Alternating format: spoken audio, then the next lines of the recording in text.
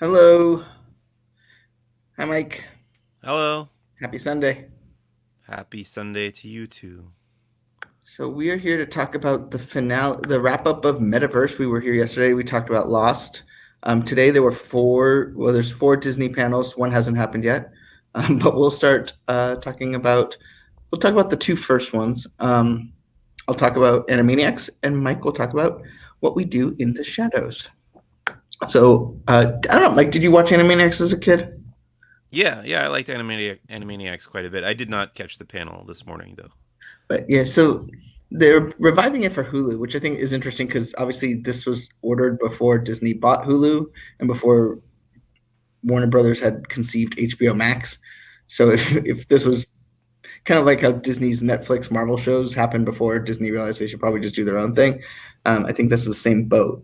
Um, but what was interesting to me is they had the creative team plus the voices of Yakko, Wacko, Dot, Pinky, and Brain, and um, they mentioned when they first were devising the new version, they came up with all sorts of different looks for the show, and then when they brought them to Steven Spielberg, he goes, "No, he hated all of them." He's like, "No, you should make it look like it did before.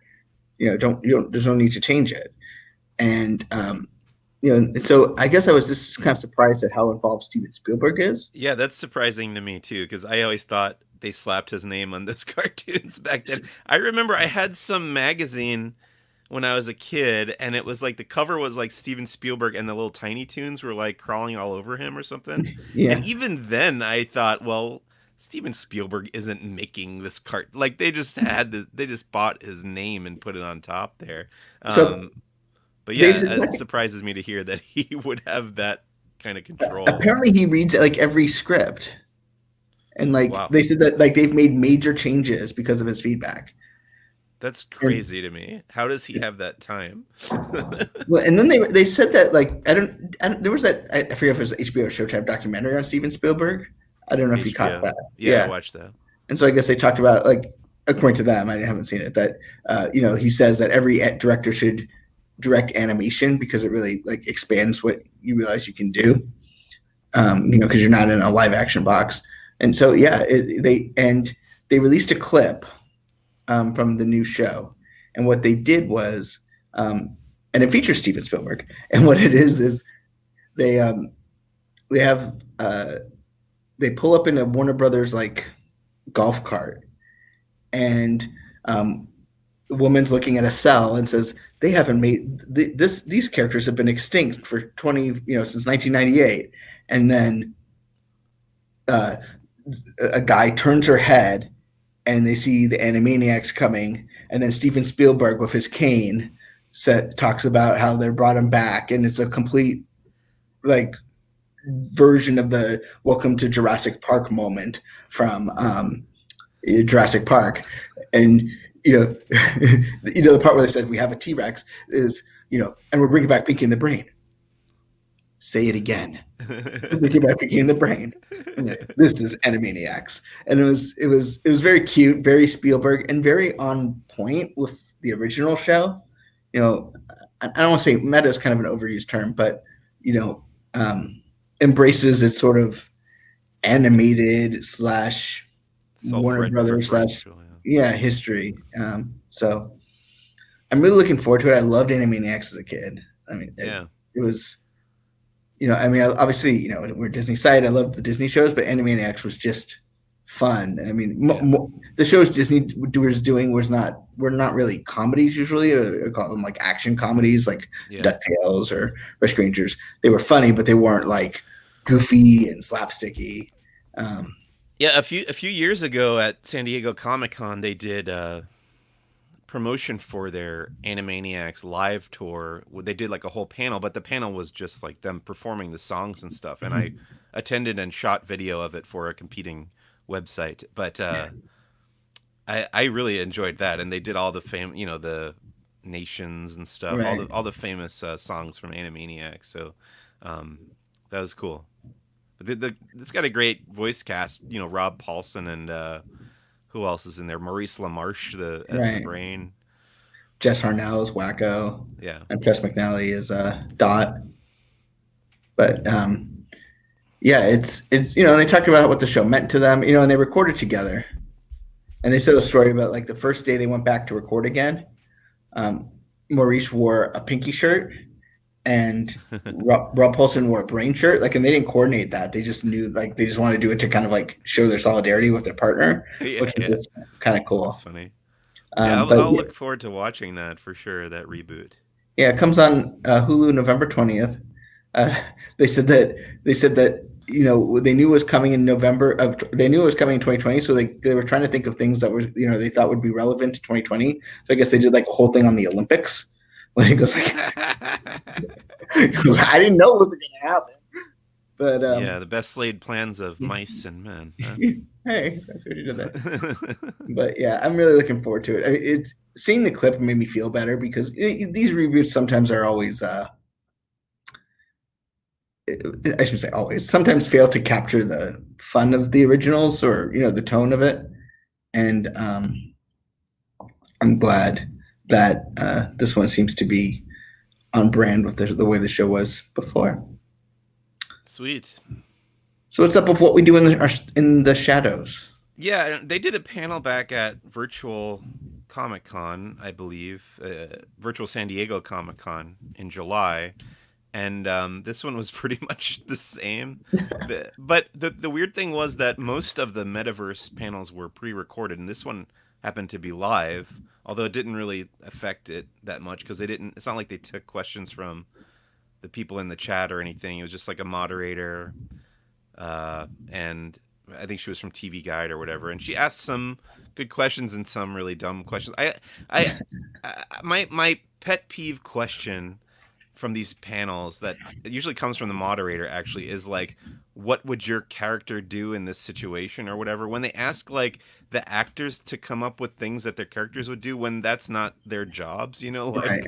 The writers are the people coming up with this stuff. So it's weird to ask the actors that, I always thought, and kind of cliche, but there was some fun stuff. That cast is always really entertaining and funny to watch. And then they did give a few teases for season 3, which has been mostly written, but obviously they haven't started production on that yet.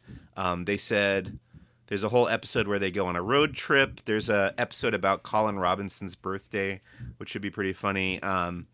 There's a running theme through the whole season of Nandor looking for love, and there's some returning characters from previous seasons like Sean, the neighbor of the vampires. There's also something involving Kermit the Frog, but they wouldn't say what that was. It's just like they said it was just like a joke. And then like one of the other questions from the moderator was about the other mythical creatures that can exist in the universe of what we do in the shadows, because they've encountered like werewolves, obviously, but there's been like trolls and ghosts and stuff like that.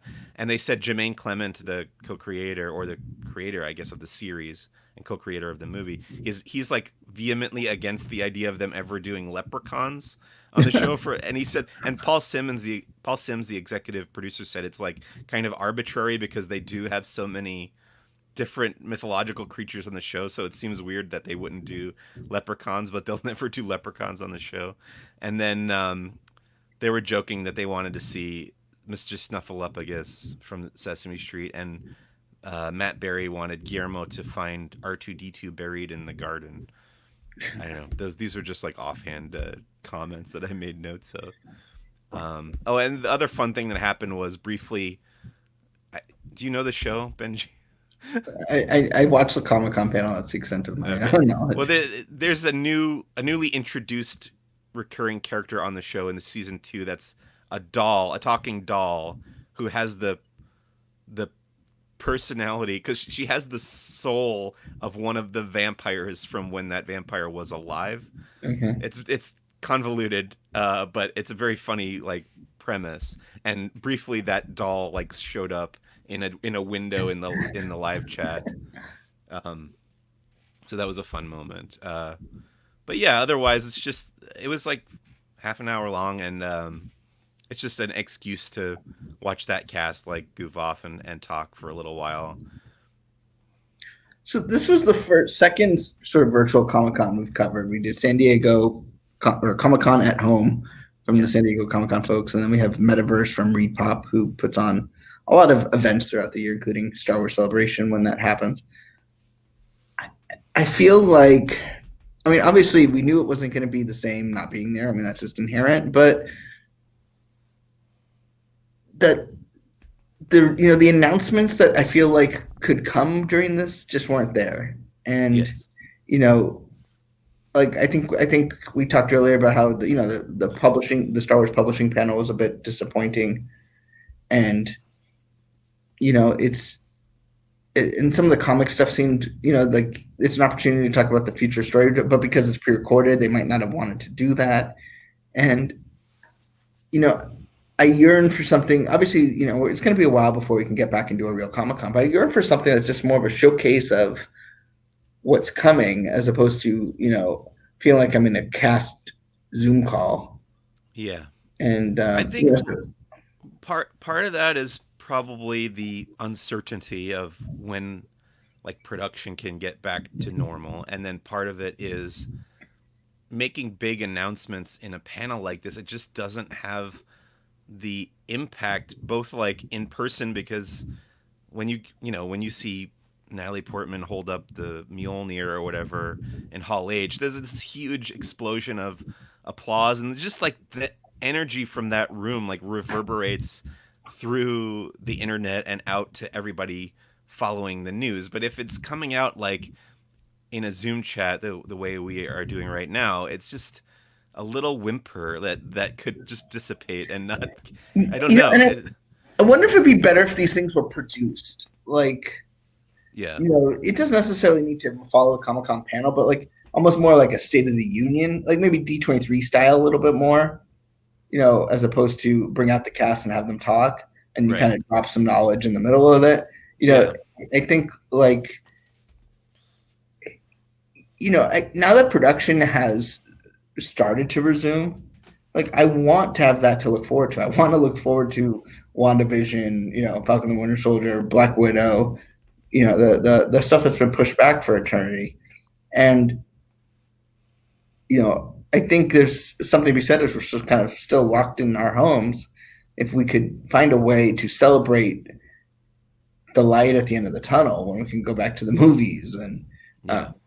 you know, it's I'm disappointed, and it's not Reed Pop's fault. It's not the creative fault. It's just the way it is. But I'm disappointed that I don't get that optimism from going to these panels where it's just, I mean, quite frankly, it's just a reminder of like how kind of virtual our lives have become. Yeah. Yeah, it doesn't have the same impact, that's for sure. And I hope that if this lasts through the next batch of conventions next year, which I really hope it doesn't, but I feel like we're just going to be like on the bubble there of when things can get back to normal. So there's a chance that like San Diego Comic Con might not happen again next year. But if it doesn't, I hope that they do something more along the lines of what you're saying, like just rent out a hall somewhere and have somebody put on like a TED talk and shoot that instead of having everybody's heads in boxes. Yeah. Yeah, it's almost like they do those big reveals of like when Apple announces an iPhone or something, and people watch those, and those just seem a little bit better than, I mean, because sometimes the cast Q&A part's not always, if you have a great cast like the DuckTales cast or something, but you don't get, it's not as fun watching them, Right. when they can't interplay with each other, and Right. Zoom calls you have to kind of take turns, and otherwise it gets kind of Yeah. unwieldy. Yeah, and that's all. It's always that's just like one small part of what makes it exciting, and also like as far as like celebrities go, there's a huge difference between seeing them in person, 30 feet in front of you or whatever, or watching them on my Right. computer monitor. But I guess this is the best we got right now. So that's Metaverse. We don't, as Mike knows, as I mentioned, we don't know if when cons are coming back. South by Southwest, which was in March, is now announced as going virtual with the hopes of doing a physical event later in the year. But until we get an answer on some of these things, it might be a bit. So but we will still be covering whatever there is out there. Um, you know, and stay with us. Anything to wrap up? Well, we got X-Men 2 tomorrow evening, Oh right? yeah, Movie club. Marvel Movie Club 7:30 tomorrow night. X-Men United. Yeah, X2. the best one in my book. Spoiler alert. Now no one's gonna tune in. Yeah, Do you notice that they changed on Disney Plus the way they present Marvel movies? I did not. They now are listed. So there's if you they have a word for them. I'm going to try and see if I can pull it up because I don't remember off the top of my head.